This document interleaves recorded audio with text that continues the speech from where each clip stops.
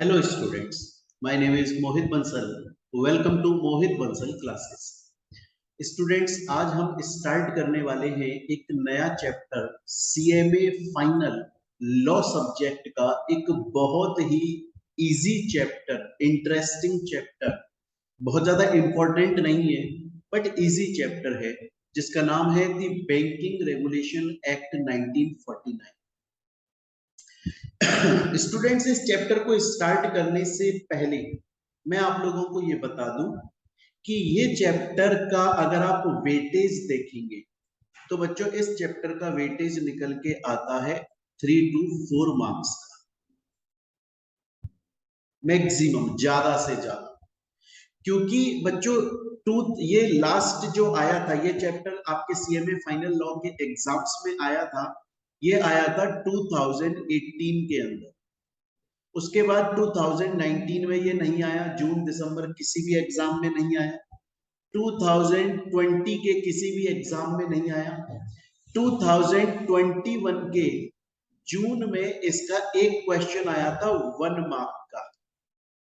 उसके बाद 2021 के दिसंबर में ये नहीं आया, 2022 के जून में ये चैप्टर में से एक भी क्वेश्चन नहीं आया। तो उस अकॉर्डिंगली अगर मैं वेटेज निकालूं तो मैक्सिमम खींचकर 3 to 4 मार्क्स का बाई चांस ये चैप्टर आ सकता है। अदरवाइज ये बिल्कुल भी इंपॉर्टेंट चैप्टर नहीं है। इसमें से एग्जाम में क्वेश्चन आने के चांसेस बहुत बहुत कम है और बहुत बहुत कम मार्क्स के हैं। बट फिर भी स्टूडेंट्स हम इसको बहुत ही डिटेल में कंप्लीटली पढ़ेंगे। पूरा इसमें स्टडी मॉड्यूल अपना कवर किया जाएगा, स्कैनर कवर किया जाएगा। आपको पता है हम लोगों के पढ़ने का स्टाइल क्या है कि जैसे ही टॉपिक कंप्लीट होता है उससे रिलेटेड प्रीवियस ईयर में जितने भी क्वेश्चंस आए वो सभी सॉल्व करते हैं। आज की क्लास में इस चैप्टर में हम जितना पढ़ेंगे उसमें से एक भी क्वेश्चन एग्जाम में नहीं आया है, तो स्कैनर सॉल्व हो ही नहीं पाएगा, पर आपका मॉड्यूल कंप्लीटली कवर है बच्चों। तो चलिए अब इस चैप्टर को हम स्टार्ट करते हैं। एंड स्टूडेंट्स आखिर इस चैप्टर के अंदर हमें क्या पढ़ना है और ये चैप्टर हम क्यों पढ़ते हैं, ये सब एक इंट्रोडक्शन समझाने के लिए मैं आपको एक कहानी सुनाना चाहूंगा। बहुत ही इजी, बहुत ही इंटरेस्टिंग कहानी है, बड़े ध्यान से सुनिए। आपको इस चैप्टर का बहुत सारा पार्ट, काफी सारा पार्ट इस चैप्टर का सिर्फ इस कहानी से बहुत ही इजीली क्लियर हो जाएगा। देखिए देखिए स्टूडेंट्स, यहां पर आपको दिखाई दे रही है, ये है बबीता जी। तारक मेहता का उल्टा चश्मा आप लोग देखते हैं, तो ये है बबीता जी। और यहाँ पर आपको दिखाई दे रहे हैं मोहित बंसल सर, मतलब मैं। अब बबीता जी और मोहित बंसल सर के बीच की कुछ बातें, कुछ कॉन्वर्सेशन है जो आपको समझना है, उनकी बातचीत आपको समझनी है और इस चैप्टर का इंट्रोडक्शन क्लियर हो जाएगा। देखिए बबीता जी ने एक दिन पूछा, बोला मोहित सर, ये बैंक्स किसी भी देश के लिए, किसी भी कंट्री के लिए इतने इंपॉर्टेंट क्यों होते?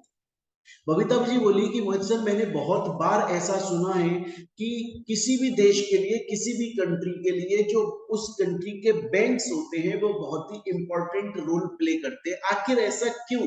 कोई किसी भी देश के लिए उस देश के बैंक्स इतना इंपॉर्टेंट रोल प्ले क्यों करते? तो मोहित सर बोले बबीता जी, देखिए किसी भी देश को चलाने के लिए, किसी भी कंट्री को चलाने के लिए सबसे ज्यादा इंपॉर्टेंट चीज जो होती है वो होता है पैसा। किसी भी देश को चलाने के लिए सबसे ज्यादा इंपॉर्टेंट अगर कुछ होता है तो वो होता है पैसा, मनी।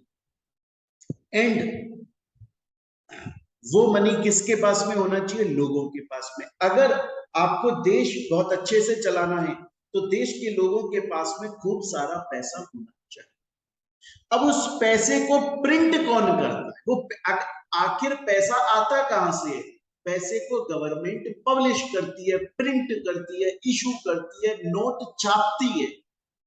तो आरबीआई, गवर्नमेंट नोट छापता है, उन नोट को वो अलग अलग बैंक्स में सप्लाई करता है और वहां से बैंक्स पब्लिक तक पहुंचाते हैं। यही तो प्रोसेस होता है कि देखिए आरबीआई मतलब गवर्नमेंट ने नोट्स पब्लिश किए और वो नोट्स बैंक्स के पास आए और वहां से पब्लिक के पास में पैसा पहुंचा।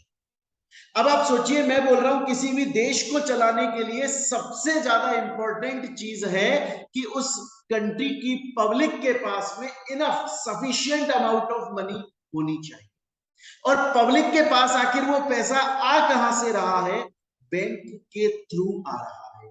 और बैंक के पास में पैसा कहां से आ रहा है? आरबीआई गवर्नमेंट जिसने पैसा एस्टेब्लिश पब्लिश किया, इशू किया, प्रिंट किया, छापा, उसने बैंक को पैसा दिया, बैंक ने पब्लिक तक पैसा दिया। और जब पब्लिक के हाथ में मनी सप्लाई आई, पैसा आया, तो उन्होंने इस इकोनॉमी को, इस देश की इकोनॉमी को चलना स्टार्ट। तो बबीता जी को समझ में आया कि आखिर किसी भी देश के लिए, किसी भी कंट्री के लिए उस कंट्री के बैंक्स इतने ज्यादा इंपॉर्टेंट क्यों होते हैं? क्योंकि बैंक्स के थ्रू ही पब्लिक के हाथों में पैसा जाता है, और जब पब्लिक के हाथ में पैसा जाता है तो फिर पब्लिक उस काम को आगे, उस देश की इकोनॉमी को आगे मूव करती।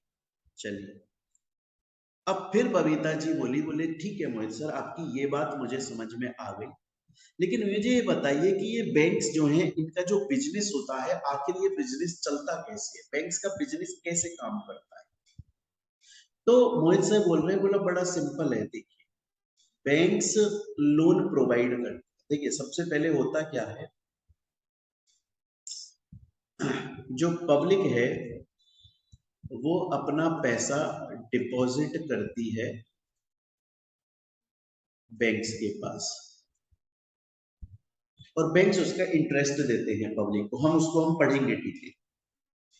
अब बैंक्स उस पैसे को जरूरतमंद लोगों को लोन पर देती है, एडवांस पर देती है, और वहां से इंटरेस्ट कमाती है, और पूरा प्रिंसिपल अमाउंट वापस आ जाता है। तो इससे बैंक का धंधा चलता है, इससे बैंक का बिजनेस चलता है। इसके अलावा जो पैसा पब्लिक ने बैंक के पास डिपॉजिट किया, उसका कुछ पैसा तो लोन की तरह दे दिया गया, उसका कुछ पैसा एडवांस की तरह दे दिया गया, और वहां से इंटरेस्ट कमाया जा रहा है, प्रिंसिपल अमाउंट में वापस आ रहा है।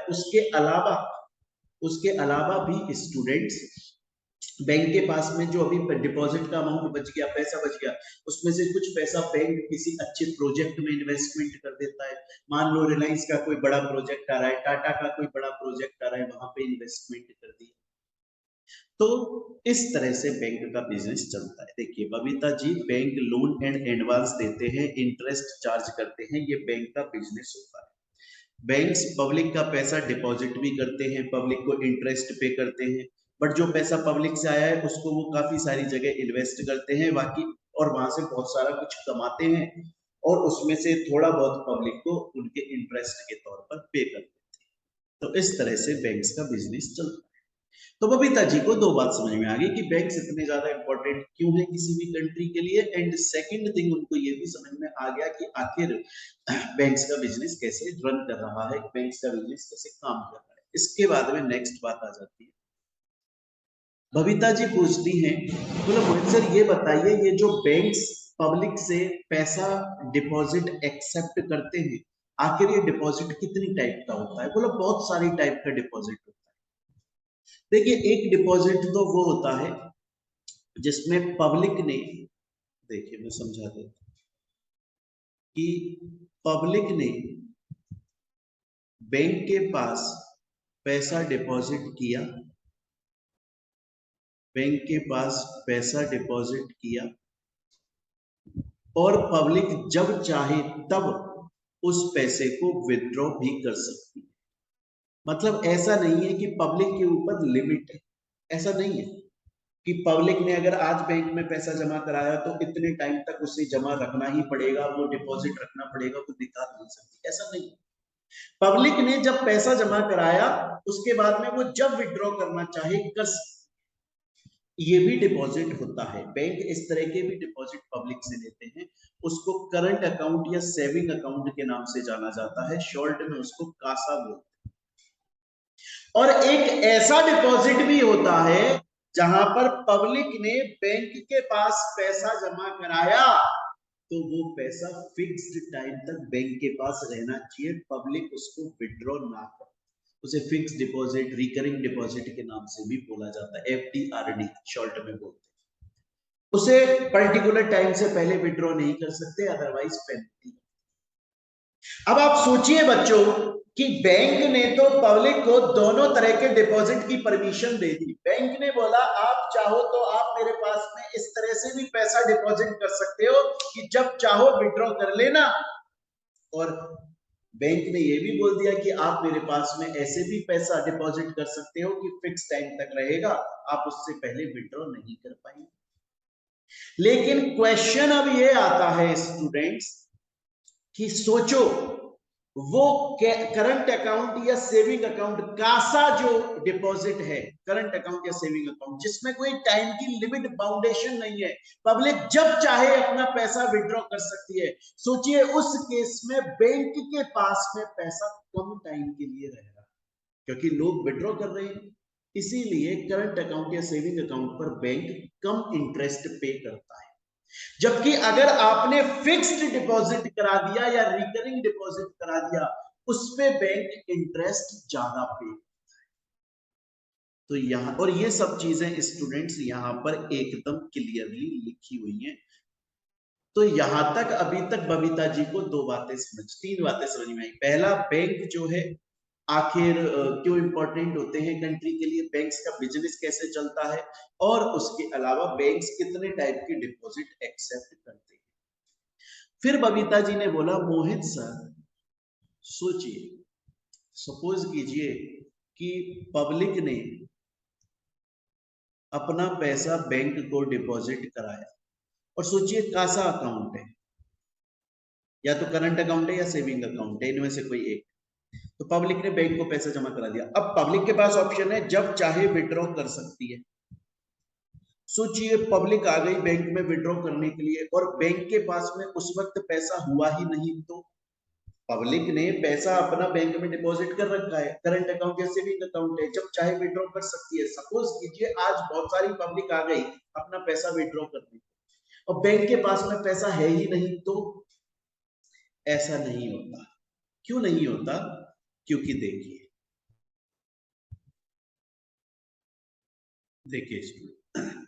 जब पब्लिक बैंक के पास में पैसा डिपॉजिट कराती है, जब पब्लिक बैंक के पास में पैसा डिपॉजिट कराती है, तो मान लो कि 100 करोड़ रुपया बैंक के पास में डिपॉजिट हुआ, तो ऐसा नहीं होता कि वो 100 करोड़ का 100 करोड़ बैंक के पास में पैसा जो डिपॉजिटेड अमाउंट है उसको बैंक लोन की तरह दे सकता है या एडवांस की तरह दे सकता है, ऐसा नहीं। बैंक को उसमें से कुछ पैसा रिजर्व के तौर पे निकाल के रखना पड़ता है। इसमें से एक होता है SLR, स्टैट्यूटरी लिक्विडिटी रेशियो, नाम से समझो लिक्विडिटी रेशियो।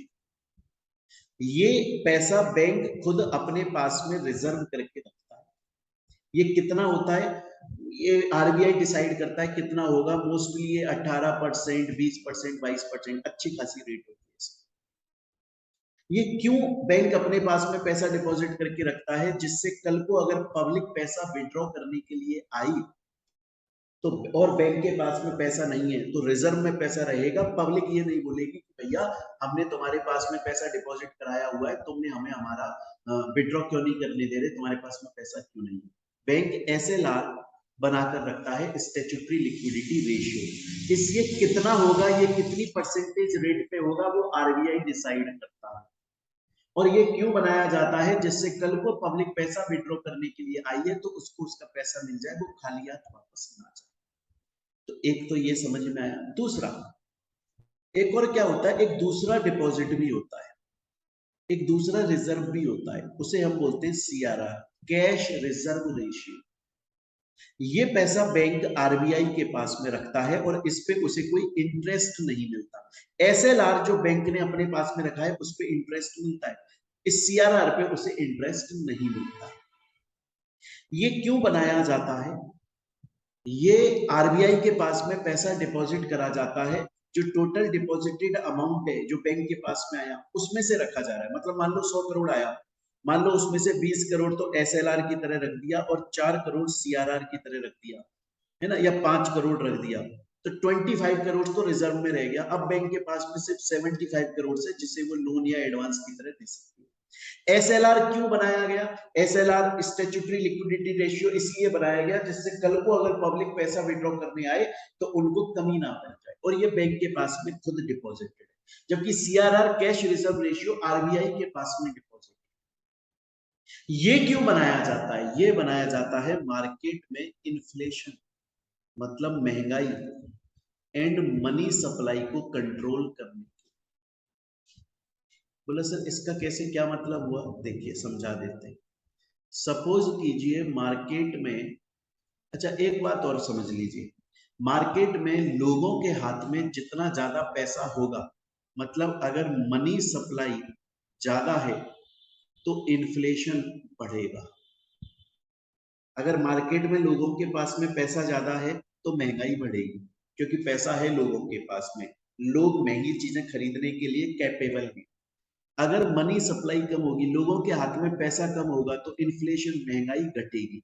इसका बेस्ट एग्जांपल है जिम्बाब्वे। 2008 के अंदर जिम्बाब्वे की गवर्नमेंट ने खूब सारा पैसा खुद ने प्रिंट कर दिया, छाप दिया और लोगों को दे दिया।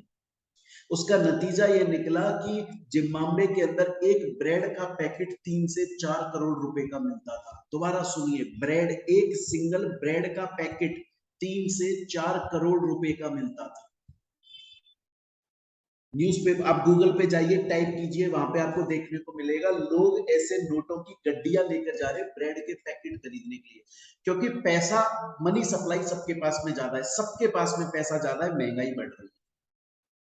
सेम उसी तरीके से बच्चों ये समझ लो पहले आप, अगर मार्केट में लोगों के हाथ में पैसा ज्यादा है तो वो ज्यादा खर्च करेंगे और महंगाई बढ़ेगी। क्लियर है? अब मैं आपको समझा रहा हूं सीआरआर, कैश रिजर्व रेशियो। ये आरबीआई के पास में पैसा रखता है, बैंक रखता है, जो उसके पास डिपॉजिटेड अमाउंट है उसका कुछ परसेंटेज आरबीआई के पास में सीआरआर की तरह रखा जाता है, जिस पर इंटरेस्ट भी नहीं मिलता, और वो मार्केट में मनी सप्लाई और इन्फ्लेशन को कंट्रोल करने के लिए होता है। जब आरबीआई को ऐसा लगता है कि मार्केट में महंगाई ज्यादा हो रही है तो वो सीआरआर को बढ़ा देता है। कैसे? सपोज कर, सोचो मार्केट में मनी सप्लाई ज्यादा है, मतलब इन्फ्लेशन भी ज्यादा है। अब आरबीआई चाहता है कि यार मार्केट में महंगाई ज्यादा है, कम हो जाए। तो कम हो जाए तो क्या करो? सीआरआर को बढ़ा दो। सीआरआर को बढ़ाने से क्या होगा? बैंक के पास जितना पैसा डिपॉजिट हो रहा है उसका वो कुछ परसेंटेज सीआरआर की तरह अपने पास में रिजर्व में रखेगा। मतलब वो पहले जितना लोन दे पा रहा था बैंक, सपोज करो बैंक पहले 100 करोड़ का लोन दे पा रहा था, लेकिन अब आरबीआई ने सीआरआर बढ़ा दिया तो अब बैंक सिर्फ 95 करोड़ का लोन दे पा रहा है। समझ लो, एक बैंक 95 का दे पा रहा है, कितने सारे बैंक। अब उससे हुआ क्या? मार्केट में मनी सप्लाई कम हुई तो मार्केट में महंगाई कम हुई। और उल्टा कर लो, सपोज करो मार्केट में मनी सप्लाई कम है और इन्फ्लेशन, महंगाई कम है, आरबीआई को लगता है थोड़ा होना चाहिए तो वो सीआरआर को कम कर देगा। उससे क्या होगा? अब बैंक को कम पैसा रिजर्व में रखना पड़ेगा और ज्यादा वो लोन दे सकते हैं, तो लोगों के हाथ में पैसा ज्यादा जाएगा, तो मनी सप्लाई बढ़ेगी, महंगाई बढ़ेगी।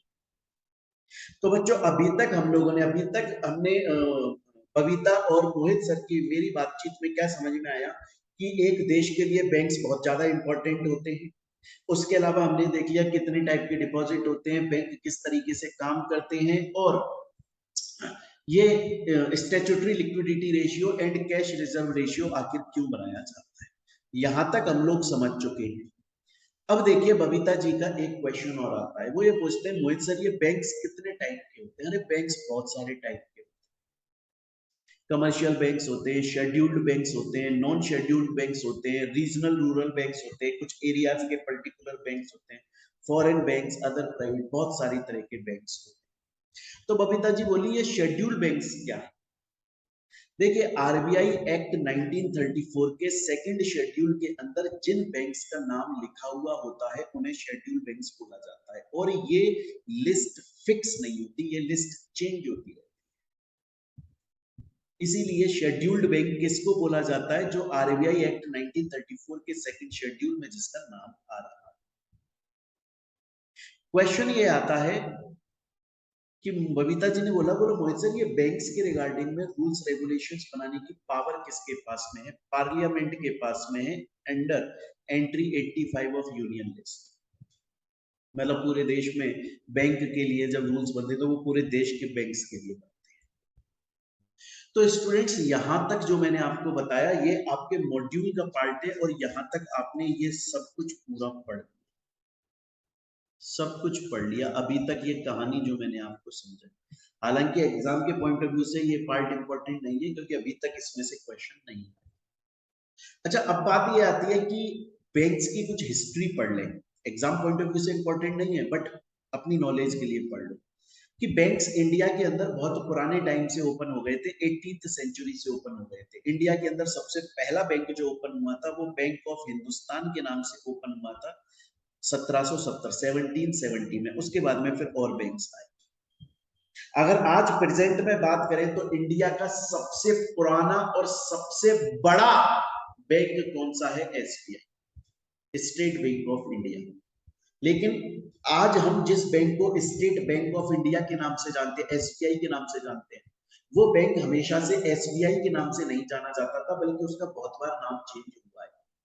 सबसे पहले ओपन हुआ था ये बैंक ऑफ कैलकाटा के नाम से 1806 में, फिर 1809 में इसका नाम बैंक ऑफ बंगाल कर दिया गया। एक्चुअली में क्या था कि 3 जगह की प्रेसिडेंसीज जो थी वो इसको फंड दे रही थी, पैसा दे रही, तो उन तीनों ने मिलकर सबसे पहले तो बैंक ऑफ कैलकाटा के नाम से जाना गया, 1806 में उसको बैंक ऑफ कैलकाटा बोलते थे। फिर 1809 में उसे बैंक ऑफ बंगाल के नाम से जाना गया। फिर इसको 3 प्रेसिडेंसीज गवर्नमेंट जो थी वो फंड कर रही थी, तो वो तीनों 1921 के अंदर मर्ज हो गए। 1921 में मर्ज हो गए, उन्हें इंपीरियल बैंक ऑफ इंडिया बोला जाने लगा और 1955 के अंदर उन्हें स्टेट बैंक ऑफ इंडिया बोला गया। तो जो स्टेट बैंक ऑफ इंडिया का नाम मिला है वो 1955 में मिला है। ये सब आपको याद करने की जरूरत नहीं है, एग्जाम में ये आने वाला नहीं है, बट आपके समझाने के लिए बता रहा हूं, आपको थोड़ा सा रिकॉल करने के लिए कि इस वक्त हमारा सबसे बड़ा और पुराना bank state bank of India है। 1806 में ओपन हुआ था, काफी बार नाम चेंज हुआ। एक्चुअली में वो 3 अलग अलग बैंक थे जो मिलकर साथ में काम कर रहे थे, फिर वो मर्ज हो गए एक दूसरे में। 1921 के अंदर उन्हें इंपीरियल बैंक्स बोला गया और 1955 में उन्होंने आरबीआई एक्ट के अंदर अपना नाम एसबीआई कर दिया। तो यहां तक की बात बच्चों आपको अभी तक समझ में आई होगी। अभी तक हम लोगों ने इंट्रोडक्शन पढ़ा है और उसके अलावा स्टूडेंट्स हम लोगों ने थोड़ी सी हिस्ट्री के बारे में देखा है। अभी अभी मैंने आपको बताया कि इंडिया के अंदर जो बैंक्स होते हैं, इंडिया के अंदर जो बैंक्स होते हैं उनके लिए रूल्स रेगुलेशन पार्लियामेंट बनाता है। ये बात कहां लिखी हुई है? Union list of entry 85। आपको ये पता होना चाहिए कि इंडिया के अंदर 3 लिस्ट चलती हैं, यूनियन लिस्ट, स्टेट लिस्ट और कॉन्करेंट लिस्ट। ये 8th क्लास के पार्ट पढ़ा रहा हूं आपको। यूनियन लिस्ट में वो टॉपिक्स आते हैं जिनके ऊपर सेंट्रल गवर्नमेंट रूल्स बनाती है, स्टेट लिस्ट में वो आते हैं जिनके ऊपर स्टेट गवर्नमेंट रूल्स बनाती है, कॉन्करेंट लिस्ट में वो रूल्स रेगुलेशंस आते हैं जो कि सेंट्रल और स्टेट दोनों मिलकर बनाते हैं। अब मैं आपसे बोल रहा हूं कि बैंक्स के लिए जो रूल्स बनाए जाते हैं वो पार्लियामेंट बनाती है, मतलब सेंट्रल लेवल पे बन रहा है, मतलब पूरे देश के बैंक्स के ऊपर एप्लीकेबल हो रही है चीज। और ये लिखा है बैंकिंग रेगुलेशन एक्ट 1949 के अंदर। बच्चों इसमें यहां से आप चाहें तो यहां तक छोड़ सकते हैं, इतना कोई खास नहीं, बस इतना याद रखना ये 1 मार्क का क्वेश्चन बाई चांस आ जाए, बाकी कोई इंपॉर्टेंट नहीं है कि इंडिया के अंदर बैंकिंग रेगुलेशन एक्ट 1949 के अकॉर्डिंगली जो बैंक्स के लिए रूल्स रेगुलेशन बनाए जाते हैं वो पार्लियामेंट बनाती है, मतलब सेंट्रल लेवल पे बनता है। ये बात यूनियन लिस्ट की एंट्री 85 में लिखी है। ये बात दोबारा से यहाँ पर रिपीटेड है, दोबारा से रिपीटेड है। चलते हैं, यहां तक की बात आपको समझ में आ रही। अब बच्चों नेक्स्ट ये जो टॉपिक है, ये टॉपिक पहले कभी बहुत पहले इंपॉर्टेंट हुआ करता था, अब तो बिल्कुल भी नहीं है और इससे एग्जाम में क्वेश्चन भी नहीं आते। बात यह है कि कोई भी अगर बैंक है तो वो अपना बैंक वाला बिजनेस तो कर ही रहा है, डिपॉजिट एक्सेप्ट करना, लोन एडवांस देना, ये तो वो कर ही रहा है। इसके अलावा वो और क्या क्या बिजनेस कर सकता है? और भी कुछ ऐसे बिजनेस होते हैं जो कि बैंक बैंकिंग बिजनेस जो उसका मेन बिजनेस है उसके अलावा कर सकता है। जैसे वो किसी गवर्नमेंट के लिए या लोकल अथॉरिटी के लिए एजेंट का तरह काम कर सकता है, या वो इंश्योरेंस वाला काम कर सकता है, गारंटी देने वाला काम होता ही है, गारंटी वाला काम तो होता है। आज एग्जांपल के तौर पे सपोज कीजिए कि मुझे कहीं से लोन चाहिए और मेरा बैंक में अकाउंट है, तो मैं उस बैंक से राइटिंग में गारंटी लेकर आ जाता हूँ, बैंक गारंटी, बैंक लिख कर देता है कि इसका मेरे पास अकाउंट है, कल को ये तुम्हारा पैसा तुम्हें रीपे नहीं करता है तो इसके अकाउंट से मैं विड्रॉ करके दे दूंगा। तो बैंक्स ये सब काम भी कर सकते हैं बैंकिंग बिजनेस के अलावा, एजेंट की तरह काम कर सकते हैं, इंश्योरेंस का काम कर सकते हैं, अंडर राइटिंग का काम कर सकते हैं, वही गारंटी या इंडेमनिटी बिजनेस जो मैंने अभी समझाया उसका काम कर सकते हैं, प्रॉपर्टीज को सेल करने का काम कर सकते हैं। ये हम सार्फेसी एक्ट में पढ़ेंगे, इसके बाद में जो चैप्टर पढ़ाऊंगा उसमें समझ में आएगा कि सपोज कीजिए किसी बैंक ने लोन दिया है ना, और वो बैंक का पैसा अब वो सामने वाला वापस नहीं करता, तो बैंक ने उसकी प्रॉपर्टी पे कब्जा करके उसकी नीलामी करवा दी, ये काम भी करते हैं, है ना। आपके सिक्योरिटाइजेशन कंपनी की तरह, रिकंस्ट्रक्शन कंपनी की तरह भी काम करते हैं, किसी प्रॉपर्टी को होल्ड कर लिया, ठीक है। तो ये चीज है, ट्रस्ट की तरह काम करना, एग्जीक्यूटर की तरह काम करना। तो आपको बस इतना पता होना चाहिए कि सेक्शन 6 हमारा ये बोलता है, section 6 of banking regulation act 1949 ये बोलता है कि कोई भी बैंक अपने मेन बैंकिंग बिजनेस के अलावा अदर बिजनेस भी कर सकता है, जैसे गवर्नमेंट का एजेंट बन सकता है, या इंश्योरेंस का काम कर सकता है, या गारंटी इंडेमनिटी का काम कर सकता है, या प्रॉपर्टी को सेल या रियलाइज करने का काम कर सकता है, होल्ड करने का काम कर सकता है, ट्रस्ट के फेवर में काम कर सकता है। इन चीजों के लिए गवर्नमेंट काम कर सकती है। क्लियर है स्टूडेंट्स? तो स्टूडेंट्स आज की क्लास में हम लोगों ने यहाँ तक अपना पढ़ा। मैं फिर से बोल रहा हूँ, अभी तक स्कैनर से प्रीवियस ईयर में जो हमने टॉपिक्स पढ़े उनसे कोई क्वेश्चन नहीं आया।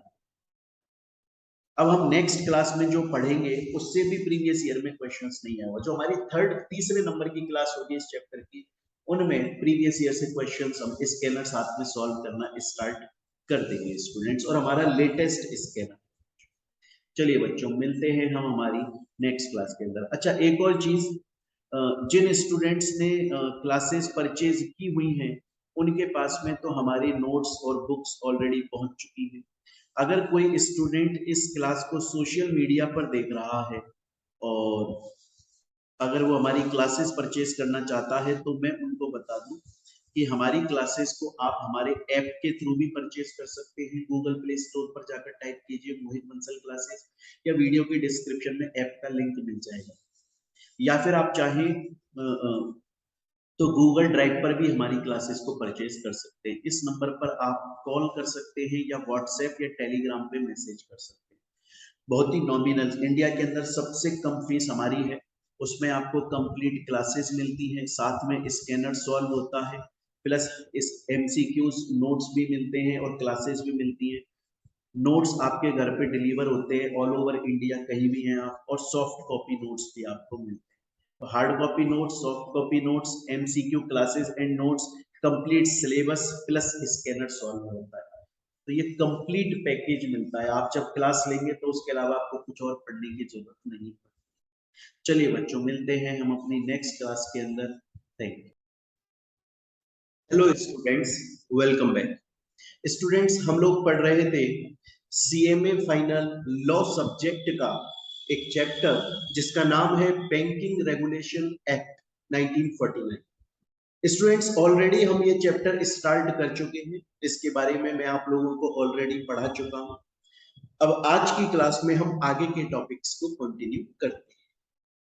देखिए बच्चे, अब आपका टॉपिक आता है limiting the payment of dividends, section 15। ये सेक्शन, ये टॉपिक बोलता है कि कोई भी बैंकिंग कंपनी, कोई भी बैंकिंग कंपनी अपने शेयर होल्डर्स को, अपने मेंबर्स को डिविडेंड पे नहीं कर सकती। कोई भी बैंकिंग कंपनी अपने शेयर होल्डर्स को, अपने मेंबर्स को डिविडेंड का पेमेंट नहीं कर सकती अगर उसके जितने भी कैपिटलाइज्ड एक्सपेंसेस हैं अभी तक वो कंप्लीटली रिटर्न ऑफ नहीं हुए। मतलब उन एक्सपेंसेस को अभी तक पे ऑफ नहीं किया गया है, तो वो कंपनी डिविडेंड का पेमेंट नहीं कर सकती। एग्जाम्पल के तौर पर सपोज कीजिए एक बैंकिंग कंपनी है HDFC, और HDFC के अभी कुछ कैपिटलाइज्ड एक्सपेंसेस हैं। सर ये कैपिटलाइज एक्सपेंसेस का मीनिंग क्या होता है भैया? प्रीलिमिनरी एक्सपेंस मतलब प्री इनकॉर्पोरेशन एक्सपेंस, या कोई ब्रोकरेज जो कि बैंकिंग कंपनी किसी और को पे करेगी, अभी करा नहीं है अभी तक, कमीशन जो कि पे करना है, ऐसा होता है ना। मैंने आपको लास्ट क्लास में पढ़ाया था कि बैंकिंग कंपनी सपोज कीजिए शेयर्स इशू कर रही है, और कोई बंदा आया उस बैंक के पास में, बोला देखिए बैंक, आप शेयर्स इशू कर रहे हैं और आप चाहते हैं कि आपकी कंपनी के शेयर्स को ज्यादा से ज्यादा लोग परचेज करें, तो फिर एक काम कीजिए, मेरे पास में कुछ लोग हैं, मैं उन लोगों से बोलकर आपकी बैंकिंग कंपनी के शेयर्स परचेज करवा दूंगा, लेकिन उसके बदले में मैं आपसे कमीशन लूंगा, और बैंक उसको कमीशन पे करेगी। मैंने बताया था कितना पे करेगी, 2.5%, 2.5% का पेमेंट करेगी, इससे ज्यादा नहीं करेगी। ये लास्ट क्लास में मैंने पढ़ाया था। तो मैं बोल रहा हूं, अगर कोई बैंकिंग कंपनी जिसके ऊपर pre incorporation expenses, preliminary expenses, उनका अभी तक उसने राइट ऑफ नहीं किया है, या फिर बैंकिंग कंपनी जिसने अगर कोई ब्रोकरेज या कमीशन जिसका उसे पेमेंट करना है पर अगर अभी तक नहीं किया है, तो फिर उस केस में, तो फिर उस सिचुएशन में स्टूडेंट्स, वो बैंकिंग कंपनी अपने शेयर होल्डर्स को डिविडेंड का पेमेंट नहीं कर सकती। सपोज कीजिए कि HDFC जो बैंकिंग कंपनी है, अभी तक उसने राइट ऑफ नहीं करे अपने एक्सपेंसेस, क्या ये डिविडेंड का पेमेंट कर सकती है? जी नहीं। सपोज कीजिए SBI बैंकिंग कंपनी, उसने अपने एक्सपेंसेस को राइट ऑफ कर दिया, क्या वो पेमेंट कर सकती है? जी हाँ, वो डिविडेंड का पेमेंट कर सकती है। लेकिन वो बैंकिंग कंपनी जिसने अभी तक अपने कैपिटल एक्सपेंसेस को राइट ऑफ नहीं किया, वो कंपनी डिविडेंड का पेमेंट नहीं कर सकती। स्टूडेंट बोलता है सर मुझे आपकी बात समझ में आ गई, मुझे ये सेक्शन 15 समझ में आ गया सर। आप सेक्शन 15 के अंदर सर मुझको ये पढ़ाना चाहते हो कि अगर कोई भी बैंकिंग कंपनी है वो अपने शेयर होल्डर्स या मेंबर्स को डिविडेंड का पेमेंट देना चाहती है तो दे सकती है, अगर उसने अपनी कैपिटल एक्सपेंसेस को रिटर्न ऑफ कर दिया, राइट ऑफ कर दिया, पर अगर नहीं करा तो नहीं दे सकती। लेकिन सर मेरे को एक बात बताओ, सर क्या कोई एक्सेप्शन है, सर क्या कोई ऐसी सिचुएशन है जहां पर बैंकिंग कंपनी ने कैपिटल एक्सपेंसेस को अभी तक राइट ऑफ नहीं किया, लेकिन फिर भी वो डिविडेंड का पेमेंट देना चाहती है अपने शेयर होल्डर्स को, मेंबर्स को? क्या सर ऐसे एक्सेप्शंस हैं क्या? जी हाँ है, जी हाँ है। सर वो क्या है, वो मैं आपको समझा देता हूं, बट उसका मेन पॉइंट है कि आरबीआई की प्रायर अप्रूवल आपको लेनी पड़ेगी, बट एक्सेप्शन मैं आपको अभी समझा। अब देखिए वो एक्सेप्शंस, सबसे पहली बात देखिए बच्चे, मैं यहां पर आपको समझा देता हूं। पहला एक्सेप्शन, सपोज कीजिए कि एक बैंकिंग कंपनी ने, बहुत ध्यान से सुनिएगा बच्चों मेरे एक एक शब्द को, हालांकि इंपॉर्टेंट टॉपिक नहीं है, प्रीवियस ईयर में आज तक क्वेश्चन नहीं आया एग्जाम से, बट फिर भी बहुत ध्यान से सुनो।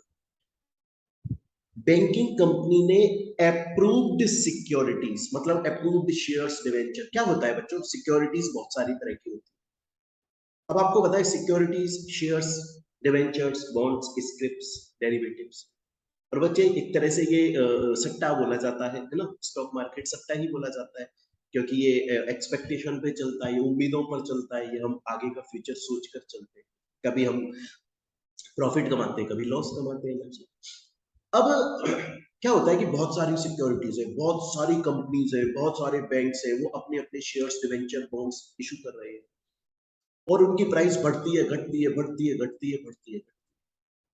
पर पता है आरबीआई एंड सेंट्रल गवर्नमेंट ना उनमें से कुछ कंपनीज को चुन लेता है, जो कंपनीज पुरानी हो गई है, जो कंपनीज बहुत टाइम से ट्रेडिंग कर रही हैं, जिन कंपनीज में इतनी ज्यादा वॉलेटिलिटी नहीं आती, इतने ज्यादा वॉलेटाइल नहीं होते उनके शेयर्स, ना, इतना ज्यादा फ्लक्चुएशंस नहीं आता उनके शेयर्स में कि एकदम से शेयर प्राइस बढ़ गई, एकदम से शेयर प्राइस घट गई। जिन कंपनीज के शेयर्स में इतना ज्यादा फ्लक्चुएशंस नहीं है, वॉलेटाइल नहीं है, जिन पे ट्रस्ट किया जा सकता है, गवर्नमेंट उनका नाम लिस्ट में डाल देती है, उन्हें अप्रूव्ड सिक्योरिटीज बोलते हैं। तो हम उसी की बात कर रहे हैं कि अगर किसी बैंकिंग कंपनी ने अप्रूव्ड सिक्योरिटीज के अंदर इन्वेस्टमेंट किया हुआ, तो इन्वेस्टमेंट किया है तो उस पर डेप्रिसिएशन भी लगे। क्लियर है ये चीज यहां तक? लेकिन उस डेप्रिसिएशन को अभी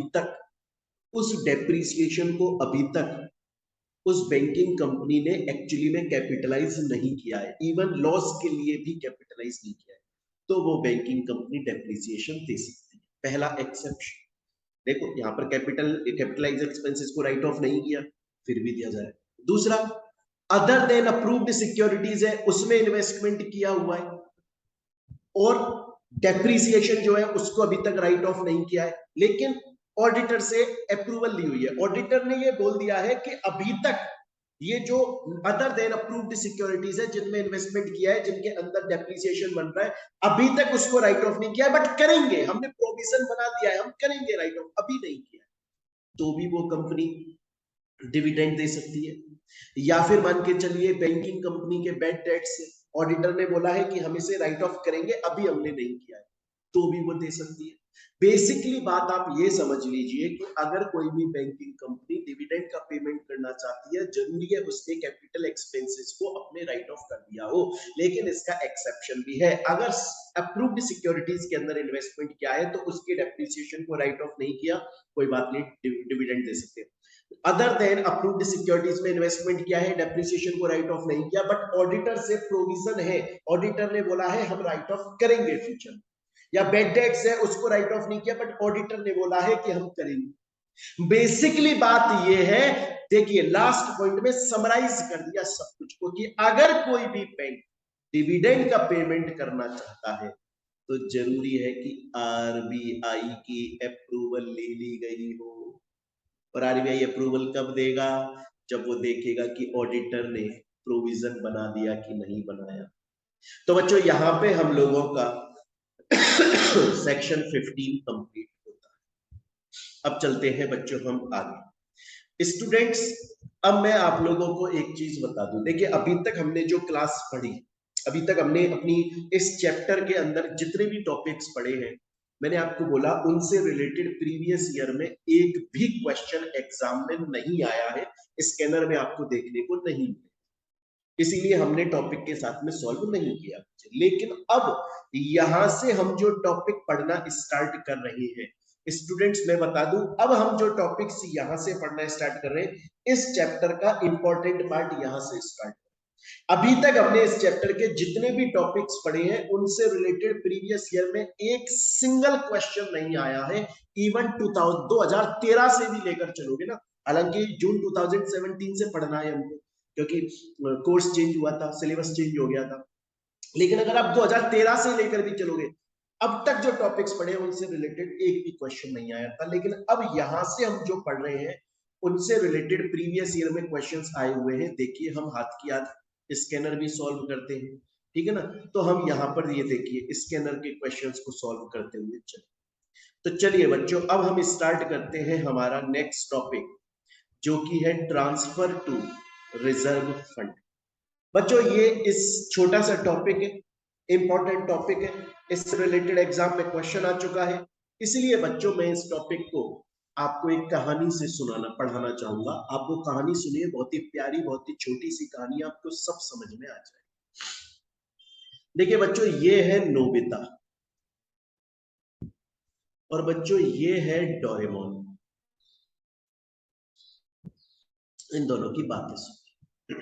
एक दिन की बात है, नोबिता ने डोरेमोन से पूछा, बोले डोरेमोन, बैंकिंग कंपनी, हर बैंकिंग कंपनी को कितना अमाउंट अपने रिजर्व फंड में ट्रांसफर कर?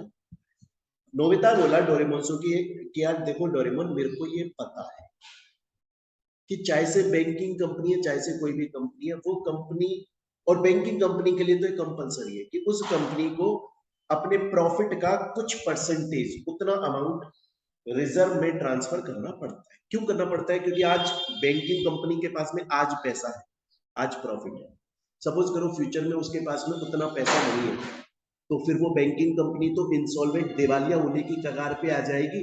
उस वक्त उसके रिजर्व में पैसा पड़ा रहेगा।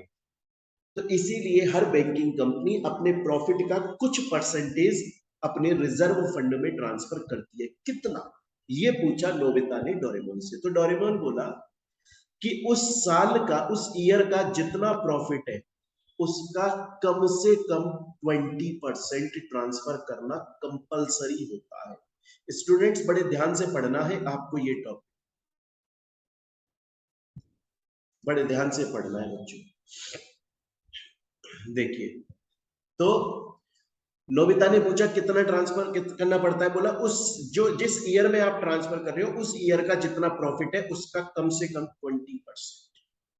नोबिता बोला बोला ठीक है डोरेमोन, मैं समझ गया तुम्हारी बात को कि हर बैंकिंग कंपनी को, जो कि नॉन शेड्यूल्स बैंक्स होते हैं, उनको अपने उस साल के प्रॉफिट का कम से कम 20% अपने रिजर्व फंड में ट्रांसफर करना पड़ता है।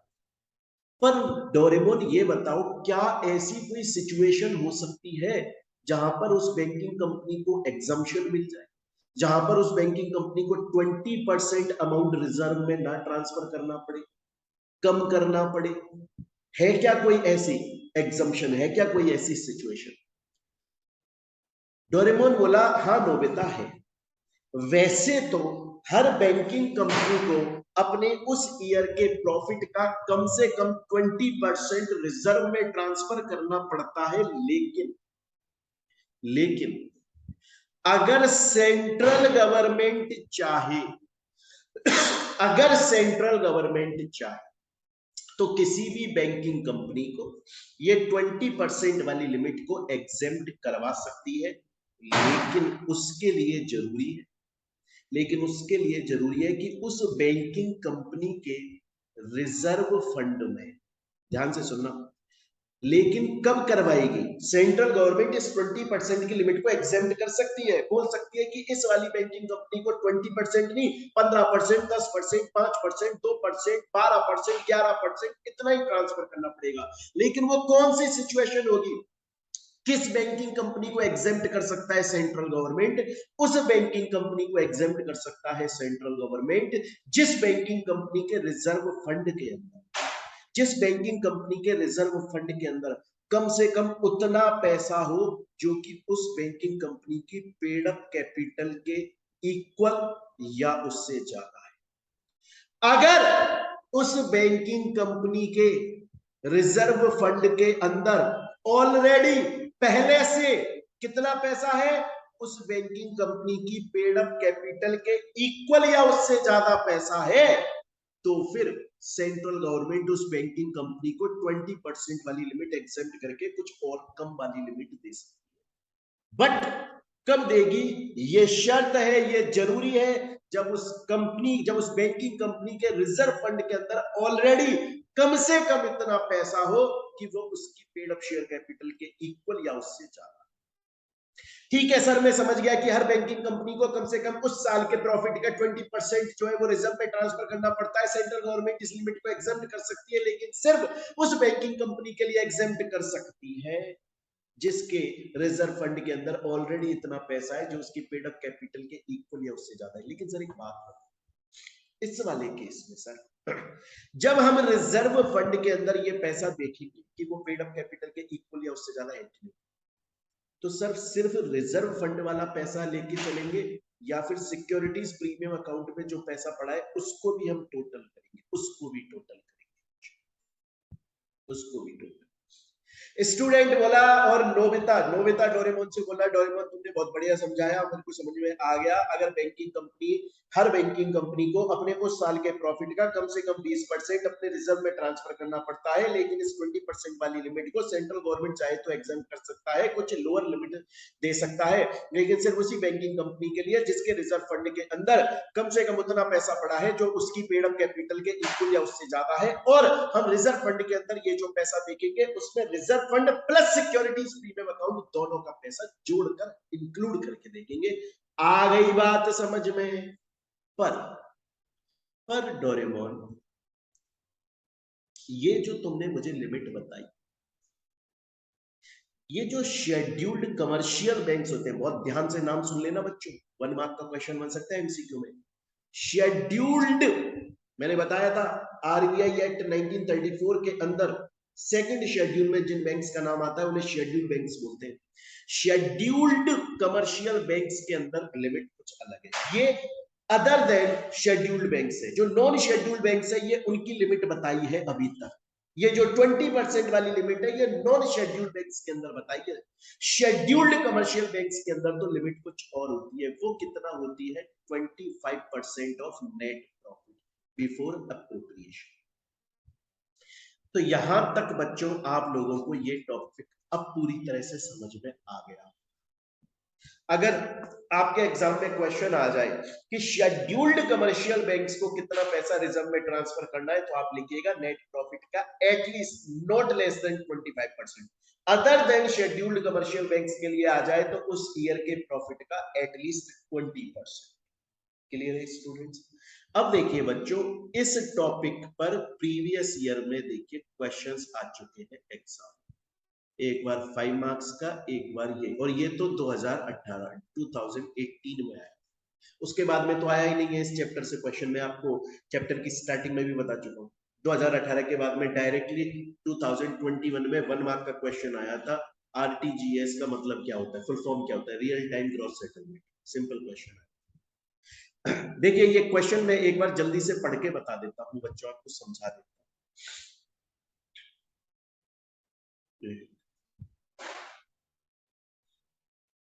देखिए बच्चों, ये बोल रहे हैं एक एमकेआर लिमिटेड नाम की बैंकिंग कंपनी है और उसके बोर्ड ऑफ डायरेक्टर्स ने इंडिया में ये बैंकिंग कंपनी इनकॉर्पोरेट करी और उन्होंने अपने नेट प्रॉफिट का 15% रिजर्व फंड में ट्रांसफर किया। सर्टेन अब कितना ट्रांसफर किया, 15% ट्रांसफर किया। कहां पे ट्रांसफर किया, रिजर्व फंड में। उस कंपनी के शेयर होल्डर्स ने ऑब्जेक्ट कर दिया, बोला कि ये तो आपने साहब गलत किया, हमारा कंपनी लॉ तो, हमारा बैंकिंग रेगुलेशन एक्ट का सेक्शन 17 तो ये बोलता है कि 20% रिजर्व में ट्रांसफर करना पड़ता है, आपने तो सिर्फ 15% किया, आपने तो सिर्फ 15% किया है, तो आपने तो गलत कर दिया। क्लियर है ये चीज यहां तक? अब आपको ये बताना है कि ये जो शेयर होल्डर्स ने बोला है कि ये 15% जो कंपनी ने रिजर्व फंड में ट्रांसफर किया वो सही किया कि गलत किया, तो इसका तो आंसर आपको पता है। हाँ जी, शेयर होल्डर्स जो है वो सही बोल रहे हैं। शेयर होल्डर्स का ऑब्जेक्शन जो है वो टेनेबल है, वो एंटरटेन किया जाएगा, क्योंकि 20% ट्रांसफर करना पड़ता है, ना कि 15%। फिर हाँ, 20% से कम मतलब 15% अगर कंपनी ने ट्रांसफर किया तो वो वैलिड मान लिया जाएगा, अगर अगर उस कंपनी को सेंट्रल गवर्नमेंट ने एग्जम्पशन दी। और वो कब देती है सेंट्रल गवर्नमेंट एग्जम्पशन, जब उस कंपनी के रिजर्व फंड में ऑलरेडी इतना पैसा है जो उसकी पेड कैपिटल के इक्वल से जाता है। पहले वाले का आंसर तो ये लिखेंगे। सेकंड वाला बोल रहा है, सोचो अगर अगर कंपनी ने 15% ट्रांसफर ना करके 30% अगर ट्रांसफर किया होता, क्या आपका आंसर अलग होता? जी हां, अलग होता। उस केस में कंपनी ने सही किया, क्योंकि कम से कम 20% ट्रांसफर करना जरूरी है। अगर उससे ज्यादा कर रहे हो तो कोई प्रॉब्लम नहीं है, यहां पर कंपनी ने 20% से ज्यादा ट्रांसफर किया, हमें कोई दिक्कत नहीं। क्लियर है चीज यहां तक? ऐसे ही एक क्वेश्चन और आया हुआ है 2018 में, सेम तरह का क्वेश्चन है। देखिए, एक एसके लिमिटेड नाम की बैंकिंग कंपनी इंडिया में इनकॉर्पोरेट हुई और उसके बोर्ड ऑफ डायरेक्टर ने 10% रिजर्व फंड में ट्रांसफर किया। कितना? 10%। शेयर होल्डर्स ने ऑब्जेक्ट किया, बोला साहब ये तो आपने गलत कर दिया। तो कंपनी बोली, बैंकिंग कंपनी बोली कि देखिए हमें पता है 20% ट्रांसफर करना होता है, हमें पता है, लेकिन हमने 10% किया है। वो हमने इसलिए किया है क्योंकि सेंट्रल गवर्नमेंट ने हमको एग्जम्पशन दी, सेंट्रल गवर्नमेंट ने हमको एग्जम्पशन दी। जब चेक किया गया तो पता चला कंपनी की पेड अप कैपिटल 200 करोड़ है, जबकि उनके फंड में जो पैसा पड़ा हुआ है वो 175 है, रिजर्व और शेयर प्रीमियम को जोड़कर। तो सोचो पेड अप कैपिटल जो है वो 200 करोड़ है और पहले से जो पैसा फंड में ट्रांसफर्ड है वो 175 करोड़ से। जबकि मैंने बोला था आपको सेंट्रल गवर्नमेंट एग्जम्पशन कब दे सकती है, सेंट्रल गवर्नमेंट एग्जम्पशन तब दे सकती है जब फंड में कम से कम इतना पैसा हो जो पेड अप कैपिटल के इक्वल या उससे ज्यादा, जबकि यहां कम है। पहला क्वेश्चन, क्या सेंट्रल गवर्नमेंट ने इस कंपनी को जो एग्जम्पशन दी वो सही दी? नहीं, एग्जम्पशन गलत दी है। दूसरा क्वेश्चन, क्या इस कंपनी ने 10% ट्रांसफर किया वो सही किया? नहीं, वो भी गलत किया, क्योंकि सेंट्रल गवर्नमेंट ने एग्जम्पशन गलत दी है और इन्होंने भी गलत ट्रांसफर किया है। यही इस क्वेश्चन का आंसर है, यही लिख के आना है, यही लिख के आना है। तो स्टूडेंट्स, यहां तक हम लोगों ने ये टॉपिक पूरा समझ लिया और प्रीवियस ईयर के क्वेश्चन भी हम लोगों ने यहां तक समझ लिए। अब हम चलते हैं स्टूडेंट आगे। ये सिंपल सा टॉपिक है, इतना इंपॉर्टेंट नहीं है, जल्दी से पढ़ा देता हूं। मैंने आप लोगों को स्टार्टिंग क्लास में भी एक बात बताई थी, मैंने आप लोगों को एक बात ये बताई थी कि जब भी बैंक के पास में पैसा आता है, जब भी बैंक के पास में डिपॉजिट्स आते हैं, तो बैंक उस पूरे के पूरे डिपॉजिट को लोन या एडवांस की तरह लोगों को नहीं दे सकते, बल्कि उस पैसे में से जो पब्लिक से पैसा डिपॉजिट आया है, बैंक को उसमें से कुछ रिजर्व में निकालना पड़ता है। कैश रिजर्व रेशियो CRR और स्टैट्यूटरी लिक्विडिटी रेशियो SLR, मैंने बताया था आपको। बस उसी के बारे में बात कर रहा है कि हर बैंकिंग कंपनी को, है ना, शेड्यूल्ड बैंक को क्या करना पड़ता है, डेली बेसिस पे करना पड़ता है, रिजर्व अपने मतलब RBI के पास में जमा करना है। किसके पास में? RBI के पास में। अब देखिए बच्चों, मैं आपको एक बात बता दूं, आपके CMA का जो मॉड्यूल है ना, उसमें ये लिखा हुआ है कि कितना ट्रांसफर करेगा CRR के नाम पे, कम से कम 3%, एटलीस्ट 3%। और प्रेजेंट में रेट क्या चल रही है? प्रेजेंट में रेट चल रही है 4%। क्लियर है? तो दोनों केसेस में हमारा प्रोविजन तो सही बैठ रहा है। तो मैं आपको दोबारा से बता देता हूं कि सेक्शन 18 के हिसाब से हर शेड्यूल्ड बैंकिंग कंपनी को अपनी जो उसकी जो total time and demand liabilities है ना, अब बच्चों ये मत बोलना कि sir time and demand liabilities भी समझाओ, क्योंकि आपके कोर्स का पार्ट नहीं है। और एक्चुअली में ये बहुत बड़ा टॉपिक है, ये शब्द जो टाइम एंड डिमांड लाइबिलिटीज है ना, इसको समझाने में 2-3 क्लास चली जाती है, पर वो आपके काम का नहीं। आप इतना समझ लो, हर शेड्यूल्ड बैंकिंग कंपनी को अपनी टाइम एंड डिमांड लाइबिलिटीज का कम से कम एटलीस्ट 3% CRR के नाम पे RBI के पास में डिपॉजिट करना होता है, या किसी दूसरे बैंक में अगर RBI परमिट करे, अदरवाइज RBI के पास। करंट रेट 4% चल रही है, ये आपके लिए मैंने बताया। आगे चलते हैं स्टूडेंट्स। अब आ जाता है नेक्स्ट, बड़ा ही सिंपल है, बहुत ध्यान से समझिएगा, बहुत ही इजी सा टॉपिक है। सेक्शन 19 ये बोलता है, मैं एक ही लाइन में आपको समझा देता हूं, कोई भी बैंकिंग कंपनी अपनी कोई सब्सिडरी नहीं बना सकती या किसी दूसरी कंपनी में इन्वेस्टमेंट नहीं कर सकती। दोबारा से बोल रहा हूं, कोई भी बैंकिंग कंपनी अपनी कोई सब्सिडरी नहीं बना सकती या किसी दूसरी कंपनी के अंदर इन्वेस्टमेंट नहीं कर सकती। सर एक क्वेश्चन है, सपोज कीजिए HDFC बैंकिंग कंपनी है, HDFC बैंकिंग कंपनी है और वो एक कपड़ा बनाने वाली मैन्युफैक्चरिंग कंपनी को अपना सब्सिडरी बनाना चाहती है, नहीं बना सकती। सर लैपटॉप बनाने वाली कंपनी में इन्वेस्टमेंट करना चाहती, नहीं कर सकती। सर रियल एस्टेट कंपनी में इन्वेस्टमेंट करना चाहती, नहीं कर सकती। सर एक बैंकिंग कंपनी है ICICI, सर वो सब्सिडरी कंपनी बनाना चाहती है और वो सब्सिडरी कंपनी भी बैंकिंग सर्विसेज ही प्रोवाइड करेगी, हाँ वो कर सकती। सर अभी तो मना कर रहे थे यार आप, कोई बैंकिंग कंपनी अपनी कोई भी सब्सिडरी नहीं बना सकती या किसी दूसरी कंपनी में इन्वेस्टमेंट नहीं कर सकती अगर वो दूसरी कंपनी या वो सब्सिडरी कंपनी कोई दूसरा बिजनेस कर रही है। अगर एक बैंकिंग कंपनी अपनी सब्सिडरी बना रही है और सब्सिडरी के अंदर भी बैंकिंग बिजनेस कर रही है या बैंकिंग से रिलेटेड बिजनेस कर रही है, उसके जुड़ा हुआ इंसिडेंटल एडिशन वाला बिजनेस कर रही है, तो कर सकती है। या बैंकिंग कंपनी किसी दूसरी बैंक ऐसी के अंदर इन्वेस्टमेंट कर सकती है जो बैंक सर्विसेज प्रोवाइड करती है। लेकिन ऐसी कंपनी सब्सिडरी, एक बैंकिंग कंपनी अपनी ऐसी सब्सिडरी कंपनी नहीं बना सकती जो नॉन बैंकिंग सर्विसेज दे रही है या नॉन बैंकिंग कंपनी के अंदर इन्वेस्टमेंट नहीं कर सकती। सिंपल सी बात सेक्शन 19 बोलता है। जो मैंने आपको बोला वो टोटल बात ये बोलता है घुमा। तो बच्चों यहां तक आपको समझ में आया? अभी तक हमने सेक्शन 15 पढ़ लिया, सेक्शन 17, 18, 19 ये पढ़ लिए। आगे चलते अब आ जाते हैं स्टूडेंट्स हम एक इंपॉर्टेंट टॉपिक के ऊपर, वो है सेक्शन 20। इजी टॉपिक है, इंपॉर्टेंट टॉपिक है, आराम से पढ़िएगा। देखिए सेक्शन 20 ये बोलता है, मैं आपको बड़ी सिंपल सी बात समझा देता हूं। कोई भी, आपको पता है कि एक बैंक या बैंकिंग कंपनी बोल लो, उसका मेन काम क्या होता है? लोन देना, एडवांसेस देना, लोन देना और उस पर इंटरेस्ट कमाना।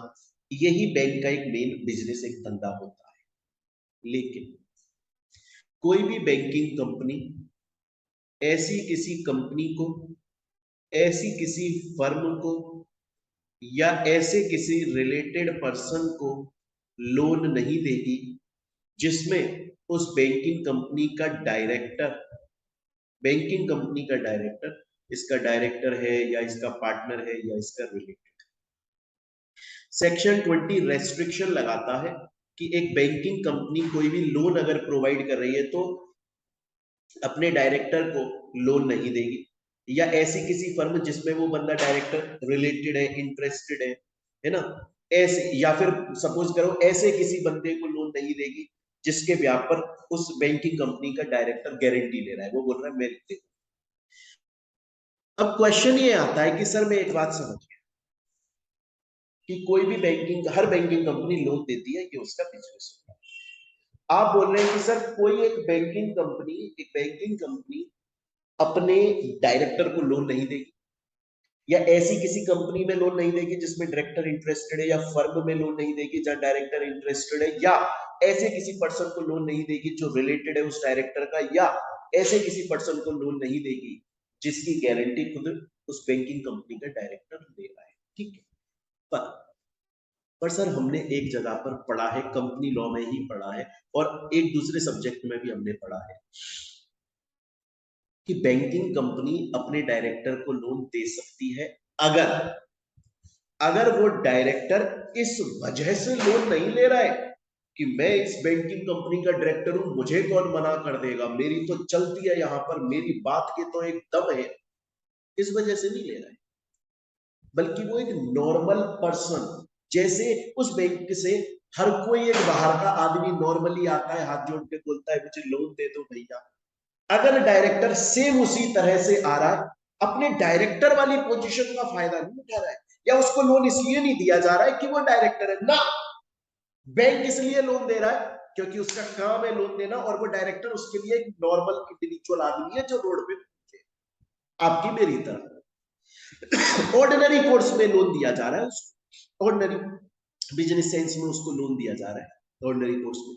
और दूसरी बात, जो उसको लोन दिया जा रहा है उस पर वही इंटरेस्ट रेट चार्ज करी जा रही है जो बाहर से करी जा रही है, उससे उतनी ही सिक्योरिटी ली जा रही है जितनी बाहर से ली जा रही है, तो दे सकता है, अदरवाइज नहीं दे सकता।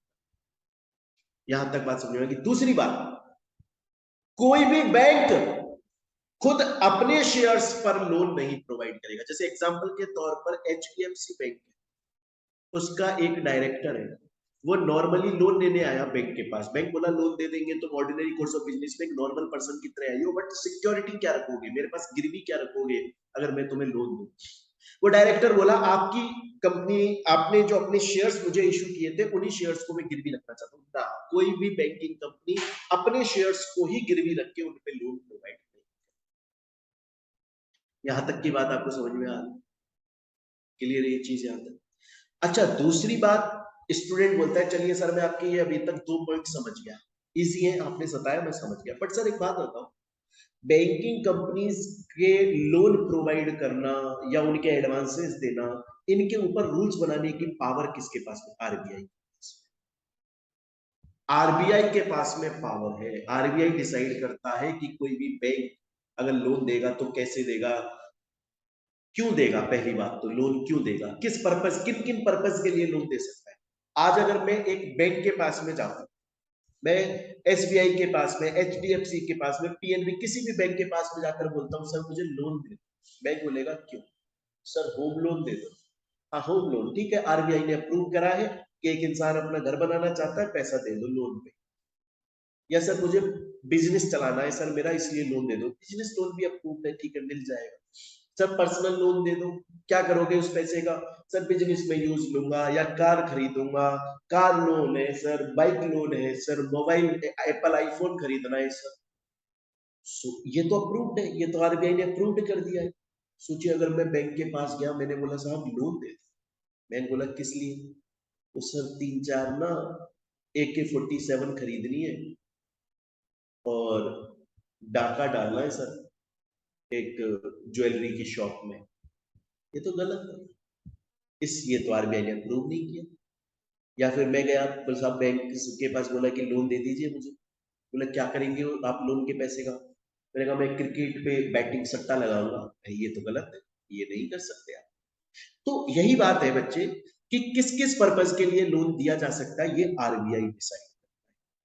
कितने मार्जिन पे लोन दिया जाएगा, है ना, कितनी इंटरेस्ट रेट पे दिया जाए, कितना मैक्सिमम अमाउंट दिया जाए, एक सिंगल पार्टी को मैक्सिमम कितना लोन मिल सकता है, ये सब चीजें डिसाइड करने की पावर आरबीआई के पास।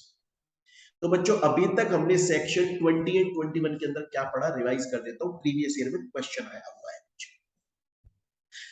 एक मैंने आपको बताया, कोई भी बैंकिंग कंपनी अपने डायरेक्टर को या उससे रिलेटेड किसी भी फर्म, पर्सन या जिसके व्याप पे वो डायरेक्टर गारंटी दे रहा है उसको लोन नहीं देगी। डायरेक्टर को लोन दे देगी, ये एक अदर चीज मैं आपको बता रहा हूं, अगर वो ऑर्डिनरी कोर्स ऑफ बिजनेस में लोन ले रहा है, सिंपल मैन, कॉमन मैन की तरह। दूसरा, कोई भी बैंकिंग कंपनी अपने शेयर्स को गिरवी रख के लोन नहीं देगी। थर्ड चीज, आरबीआई के पास में पावर होती है किसी भी बैंक के लिए लोन और एडवांस के रेगुलेशंस को डिसाइड करना। वो बताएगी किस किस पर्पस के लिए लोन दिया जा सकता है, कितने मार्जिन पे, कितनी इंटरेस्ट रेट पे, और एक इंडिविजुअल पर्सन को कितना मैक्सिमम अमाउंट, इंडिविजुअल को, कमर्शियल को कैसे कैसे कितना दिया जा सकता है। सेम चीज बच्चे देखो यहाँ पर आई हुई कि आरबीआई जो है वो किस तरीके से लोन्स एंड एडवांसेस के बारे में रूल्स रेगुलेशंस बनाता है। डायरेक्ट क्वेश्चन आया है 4 मार्क्स का, ये पूरा लिखकर आना है। सेम चीज यहाँ पे दोबारा आई है, ये भी 4 मार्क का क्वेश्चन। सोचिए डायरेक्ट क्वेश्चन आया है बच्चों, दो दो बार, दो दो अटेम्प्ट्स में क्वेश्चन आया है, सिंपल। चलिए चलते हैं अब स्टूडेंट्स हम अपने नेक्स्ट, और देखिए एक और बार आया हुआ है, ये भी 4 मार्क्स का आया, 3 बार क्वेश्चन आया। बैंकिंग कंपनी अगर लोन देगी तो क्या रेस्ट्रिक्शंस है? रेस्ट्रिक्शंस है कि अपने डायरेक्टर को या उससे रिलेटेड पर्सन को नहीं देगी, अपने इक्विटी, अपने शेयर्स पर नहीं प्रोवाइड करेगी। सिंपल क्वेश्चन है। अब चलते हैं बच्चों हम अपने नेक्स्ट टॉपिक पर, सेक्शन 22। तो देखिए स्टूडेंट्स, हम लोगों ने इस चैप्टर के, हम पूरा मॉड्यूल कवर करते हुए चल रहे हैं, सीएमए फाइनल का पूरा मॉड्यूल भी कवर हो रहा है हमारा, प्लस साथ में स्कैनर भी सॉल्व हो रहा है। तो ये जो आप अभी क्लासेस पढ़ रहे हो ना, आप ये समझ लो ये कंप्लीट है बच्चों, इस पे पूरा मॉड्यूल कवर है, एक सिंगल टॉपिक नहीं छूटा, प्लस स्कैनर भी साथ में सॉल्व, लेटेस्ट स्कैनर 2022 जून तक के आपको सॉल्व करवाए जा रहे हैं। उसके आगे जो है वो आएंगे जब अपडेट कर दिए जाएंगे। आ रही है मेरी बात समझ में? आता है? चलिए अब हम चलते हैं हमारे नेक्स्ट टॉपिक।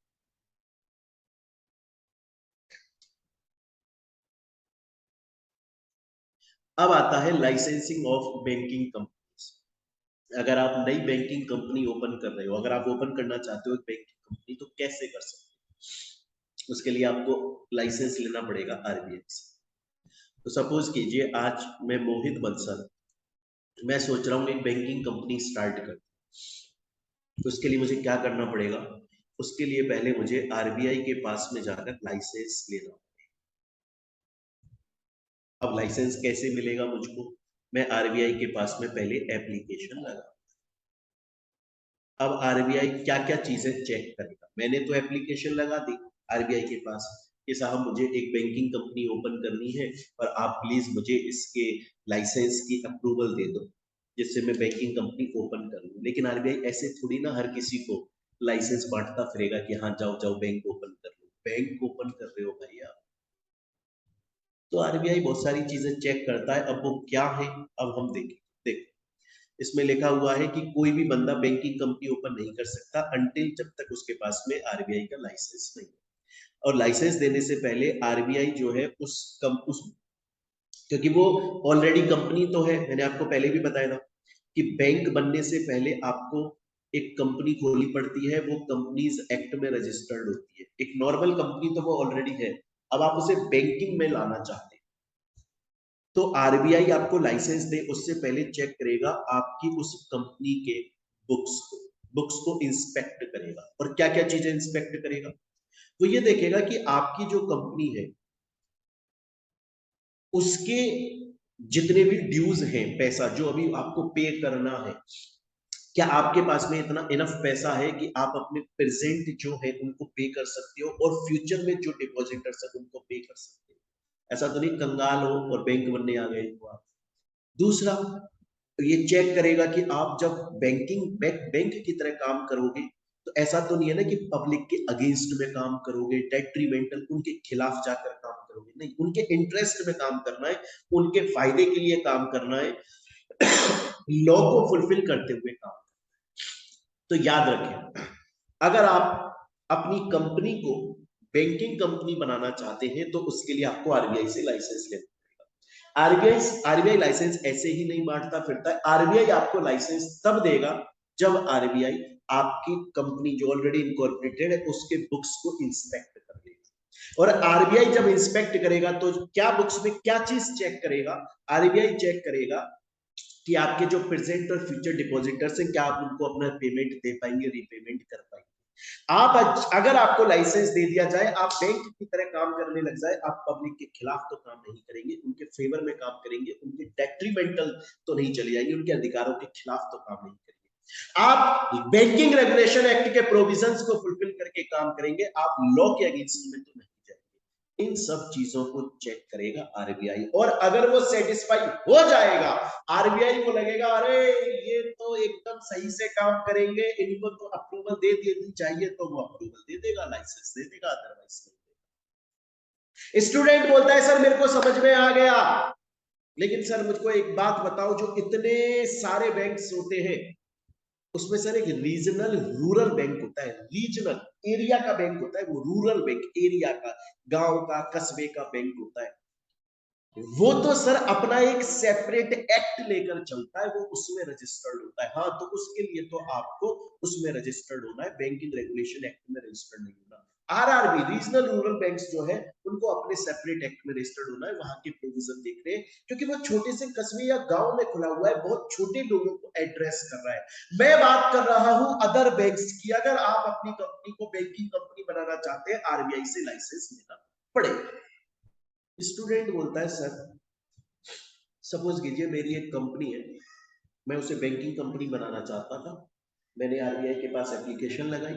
सर आरबीआई ने मेरे कंपनी के बुक्स को इंस्पेक्ट किया, उसने चेक किया कि हम अपने प्रेजेंट और फ्यूचर जो डिपॉजिटर्स हैं उनको पेमेंट दे देंगे, हम पब्लिक के फेवर में काम करेंगे, बैंकिंग रेगुलेशंस को फुलफिल करेंगे, और आरबीआई ने मुझे लाइसेंस दे दिया सर, अब मेरी कंपनी बैंकिंग कंपनी बन चुकी।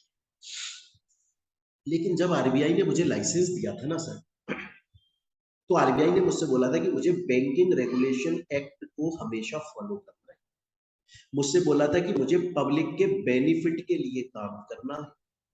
मुझसे बोला था कि मैं लॉ के अगेंस्ट में जाकर काम नहीं कर सकता। सर सपोज कीजिए अगर मैंने बैंकिंग रेगुलेशन एक्ट फॉलो नहीं किया, मेरी बैंकिंग कंपनी ने, या पब्लिक के अगेंस्ट काम किया, तो भैया आरबीआई आपसे कैंसिल कर लेगा, आरबीआई आपके लाइसेंस को कैंसिल कर। सर सपोज कीजिए कि अगर आरबीआई ने किसी बैंकिंग कंपनी के लाइसेंस को कैंसिल कर दिया, लेकिन वो बैंकिंग कंपनी ये बोलती है आरबीआई ने गलत किया, बैंकिंग कंपनी ये बोलती है कि मेरा लाइसेंस कैंसिल नहीं होना चाहिए था, मैंने ऐसा कोई काम नहीं किया जिसकी वजह से मेरा लाइसेंस कैंसिल हो, आरबीआई ने मेरा लाइसेंस कैंसिल करके बहुत गलत काम किया, तो हाँ तो ठीक है ना, आप सेंट्रल वो बैंक सेंट्रल गवर्नमेंट के पास अपील लगा देगा 30 दिन। जिस दिन आरबीआई ने आपका लाइसेंस कैंसिल किया उसके 30 दिन के अंदर अंदर सेंट्रल गवर्नमेंट के पास में जाकर अपील कर दो। सर सेंट्रल गवर्नमेंट का जो भी ऑर्डर आया वो फाइनल है, चाहे से वो उस बैंक के फेवर में आया चाहे से बैंक के अगेंस्ट में आया, वो फाइनल है बस। स्टूडेंट बोलता है सर यहाँ तक मुझको एकदम अच्छे से सब कुछ समझ में आ गया, पूरा मॉड्यूल हमारा क्लियर होता हुआ चल रहा है, प्रीवियस ईयर के क्वेश्चंस भी साथ में होते हुए चल रहे हैं, कंप्लीट कोर्स होता हुआ सब समझ आ गया।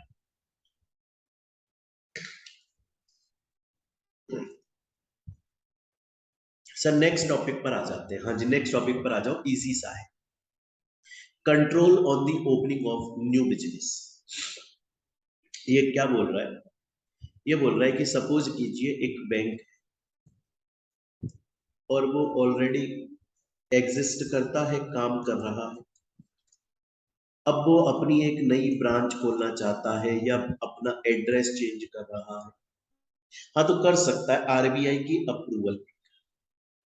कोई भी अगर करना चाहता है तो उसे आरबीआई के, अगर वो नया प्लेस ऑफ बिजनेस ले रहा है तो वो कर सकता है, लेकिन उसके लिए उसे आरबीआई, लेकिन उसके लिए बच्चों उसे आरबीआई की प्रायर अप्रूवल लेनी पड़ेगी, उसके लिए उसे आरबीआई की प्रायर अप्रूवल लेनी पड़ेगी। स्टूडेंट बोला मैं समझ गया सर, मैं समझ गया। आप मेरे से ये बोलना चाहते हो कि अगर कोई भी बैंक अपनी नई ब्रांच ओपन करना चाहता है या फिर अपना कोई बैंक है वो अपना एड्रेस चेंज करना चाहता है, कर सकता है, लेकिन उसके लिए उसे पहले आरबीआई की प्रायर परमिशन लेनी पड़ेगी। लेकिन सर एक बात बताओ, अगर अगर वो बैंक एड्रेस चेंज कर रहा है लेकिन सर सेम सिटी टाउन या विलेज में कर रहा है और टेम्पररी टाइम के लिए कर रहा है या फिर टेम्पररी टाइम के लिए कर रहा है, 1 महीने के लिए कर रहा है, सेम सिटी, हाँ तो उस केस में आरबीआई की अप्रूवल नहीं है। मैंने आपसे बोला अगर बैंक अपना नया बिजनेस मतलब नया एड्रेस नया प्लेस ऑफ बिजनेस तय कर रहा है, आरबीआई की अप्रूवल लेनी पड़ेगी। लेकिन अगर वो जो नया प्लेस ऑफ बिजनेस है वो सेम सिटी टाउन या विलेज में है या टेम्पररी टाइम 1 महीने के, तो उस केस में उसे आरबीआई की अप्रूवल नहीं लेनी, क्योंकि वो उस सिटी में पहले से बिजनेस कर रहा है, उसने अपना एक और नया ले लिया है, तो उसको आरबीआई की प्रायर अप्रूवल नहीं लेनी पड़ेगी, कोई दिक्कत वाली बात नहीं। चलते हैं आगे बच्चों, दोबारा से मैं रिवाइज करवा देता हूँ, ये टॉपिक हम पहले भी पढ़ चुके हैं। मैंने आपको बोला था बैंक के पास में जब पब्लिक से डिपॉजिट आता है तो बैंक उस पूरे डिपॉजिटेड अमाउंट को लोन की तरह नहीं पे कर सकता, बल्कि उसका